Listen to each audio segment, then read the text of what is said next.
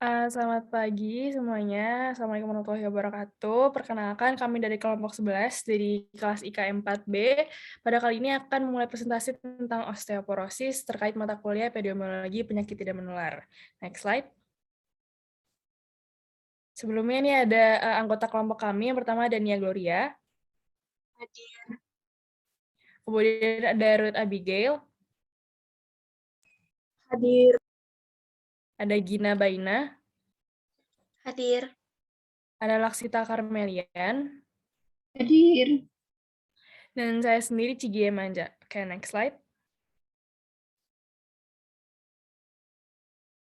Berikutnya ini adalah topik outline atau bahasan-bahasan yang akan kami bahas, yaitu yang pertama, ya langsung aja ini ada pengertian nutrisi, kemudian ada pengertian dan klasifikasi osteoporosis, faktor risiko dan penyebab, diagnosis dan komplikasi, dan tentunya pencegahan serta penanganan.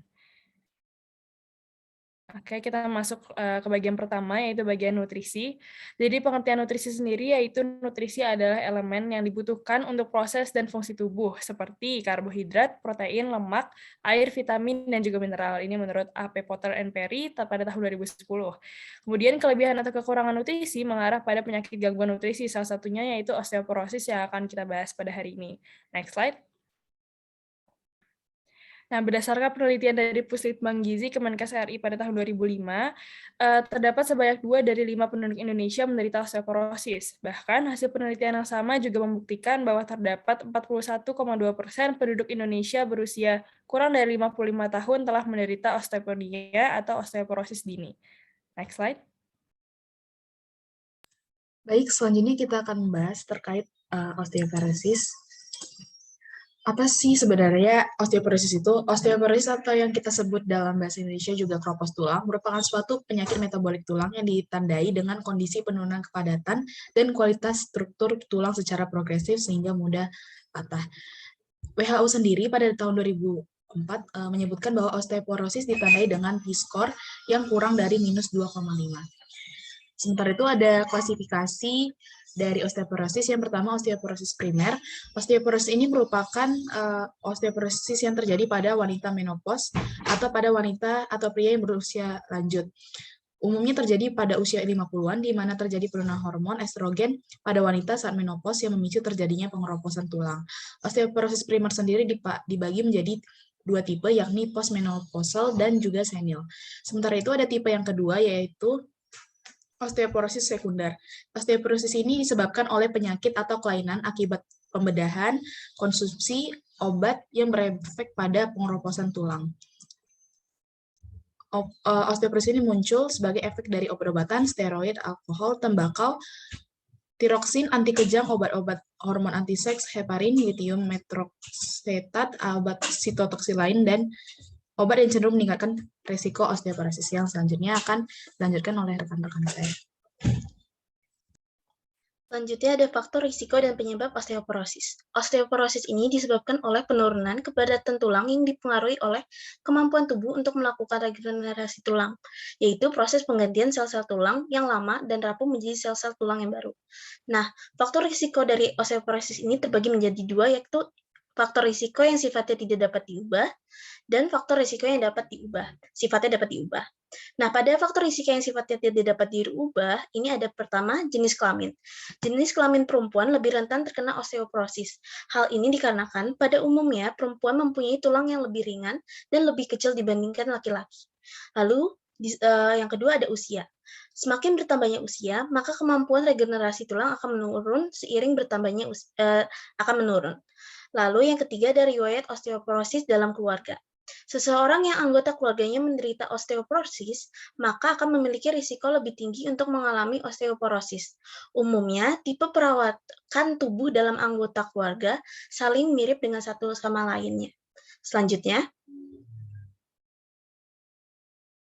lalu ada yang keempat, ada ras. Perempuan Asia dan Kaukasia lebih mudah terkena osteoporosis dibandingkan dengan perempuan Afrika. Yang kelima ada bentuk badan, yakni semakin kecil dan kurus tubuh seseorang, maka akan semakin beresiko mengalami osteoporosis. Yang keenam dan yang terakhir ada operasi saluran pencernaan. Seseorang yang pernah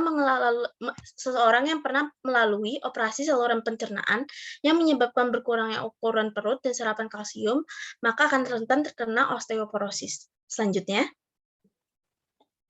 lalu ini ada faktor risiko yang sifatnya dapat diubah, yakni yang pertama gaya hidup.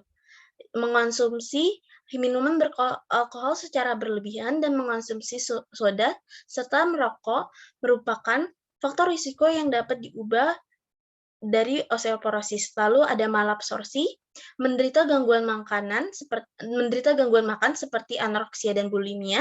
Lalu yang keempat ada obat-obatan yang dikonsumsi, terutama yang berdampak pada kadar hormon, seperti pengobatan kanker, prostat, dan penggunaan obat kortikosteroid. Lalu yang kelima ada tidak berolahraga, dan yang keenam ada kurang asupan vitamin D dan kalsium. Selanjutnya akan dilanjutkan oleh rekan saya. Selanjutnya yaitu diagnosis. Untuk mendiagnosis pasien osteoporosis, yang pertama yaitu dilakukan mengetahui riwayat penyakit dan pengobatan pasien. Yang kedua yaitu identifikasi faktor risiko. Yang ketiga yaitu pemeriksaan fisik lengkap. Yang keempat yaitu melakukan tes laboratorium untuk mengidentifikasi kemungkinan osteoporosis sekunder dengan parameter kadar 25 OH vitamin D serum. Nah, kadar 25 OH vitamin D serum itu dalam berbagai kondisi. Yang pertama yaitu normal, lebih dari 30 nanogram per mililiter. Yang kedua, insufisiensi 11 sampai 29 nanogram per mililiter. Yang ketiga yaitu defisiensi vitamin D, kurang dari atau sama dengan 10 nanogram per mililiter.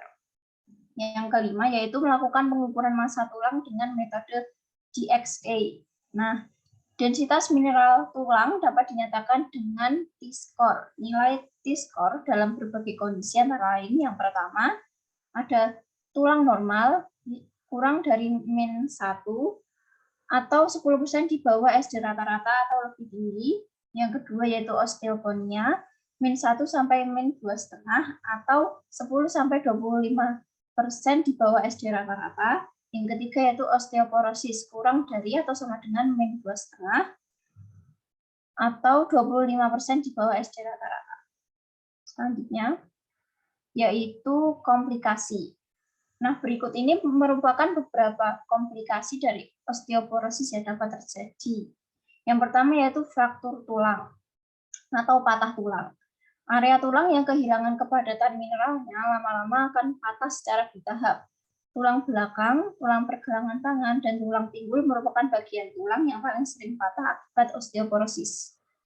Yang kedua yaitu osteoartritis atau pengapuran sendi. Nah, pengapuran sendi yang biasanya terjadi di sekitar pinggul, lutut, leher, hingga tubuh bagian bawah.